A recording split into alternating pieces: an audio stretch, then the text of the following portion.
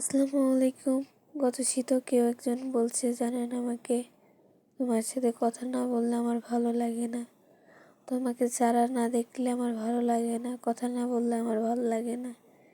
এই মানুষটা না এখন আর ফোন দিয়ে বলে না যে তোমার সাথে কথা না বললে ভালো লাগে না, তোমার সাথে দেখা না হলে আমার ভালো লাগে না। এই মানুষটা কই চলে গেছে বলেন তো?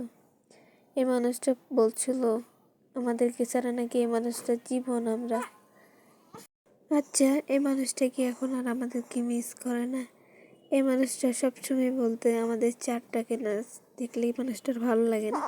তো এখন এই মানুষটা কেমনে থাকে বলেন তো? একা একা আমাদের সাথে অলরেডি 6 মাস হয়েছে আমাদের সাথে কথা বলতে পারে না। মানুষটা এখন কিভাবে আছে? এই মানুষটা, যে মানুষটা একটা সেকেন্ড আমাদের সাথে কথা না বলার যদি থাকতে পারতো না, সে মানুষটা এতটা দিন কিভাবে একা একা আছে বলতে পারেন তো? এই মানুষটা কেন আমাদেরকে একা একা উঠে চলে গেছে? জানো তো এই মানুষটা, যে এই মানুষটাকে ছাড়া আমরা চলতে পারতাম না।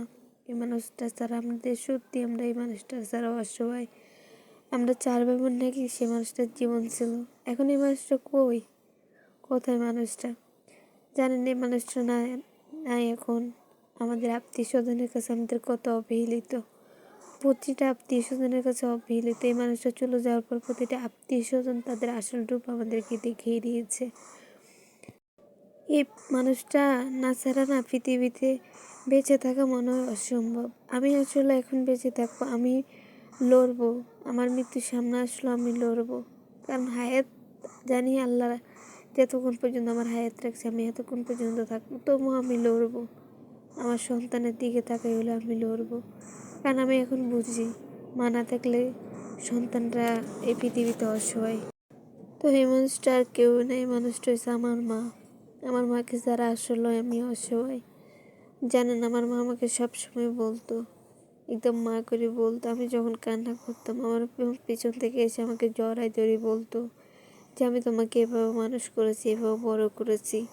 আমার যখন লড়াইগুলোর কথা শুনতাম তখন আমার যে কষ্টগুলা, মানুষ যে আমার কষ্টগুলো দিত, ওগুলো সব কিছু ভুলে যেতাম। আমি অল্পতে মানুষকে প্রচুর পরিমাণে বিশ্বাস করে ফেলাই, সেটা আত্মীয় স্বজন বলেন, আর সবাইকে সব কিছু শেয়ার করি। আমার ভুল হচ্ছে এখানে যে আমি আমার লাইফের প্রতিটা জিনিস সবার সাথে শেয়ার করি। এটা হচ্ছে আমার সবচেয়ে বড় অপরাধ। মানুষের কাছে না কিছু শেয়ার করবেন না, মানুষ বলতেই বেঈমান। এটা আমি আমার জীবনে যদি এগুলো না হয়তো বুঝতাম না। তো আমার মা হয়তো নাই, হয়তো আমার মা যদি থাকতো আমার সাথে যেসবগুলো হয়েছে আমার মা প্রতিবাদ করতো, বা কেউ এগুলো করার সাবাস হইতো না। এখন হয়তো আমি একাও না। আসলে প্রথমত হচ্ছে আল্লাহ আছে পাশে, আর দ্বিতীয়ত হচ্ছে ভাই বোন আছে পাশে। আলহামদুলিল্লাহ, আল্লাহ কাছে শুকর যে আল্লাহ এখন আমার ভাই বোনকে আমার পাশে রাখছে। আমার ভাই বোন যদি না থাকতো, হয়তো আমি এই পৃথিবীতে বেঁচে থাকাটা আমার সম্ভবই হতো না, কোনোভাবেই সম্ভব হতো না। আমি হয়তো নিজের জীবনটাকে নিজে শেষ করে ফেলতাম বা কিছু করতাম। তো যাক, আল্লাহর কাছে শুকর, আলহামদুলিল্লাহ, আল্লাহ অবশ্যই আমার পাশে আছে আর ভাই বোনকে পাশে রাখছে। এটা আল্লাহর কাছে শুকর, আলহামদুলিল্লাহ। আর আল্লাহ আমার জীবনে আমার সন্তানকে দিয়েছে, এর থেকে মূল্যবান সম্পদ আর কিছু নাই। তাও সবাই আমার সন্তানের জন্য দোয়া করবেন, আমাদের 4 ভাই বোনের জন্য দোয়া করবেন, আমি যেন আমার ভাই বোনকে নিয়ে ভালো থাকি। তো সবাই আল্লাহ থাকেন, আল্লাহ হাফেজ।